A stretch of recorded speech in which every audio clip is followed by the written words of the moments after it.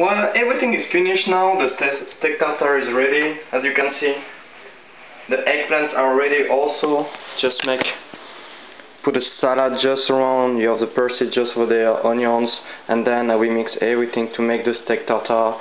And then we appreciate that with the eggplant. I just put a bit of olive oil on the eggplant, salt and pepper. That's it. The same thing with the salad with small tomatoes.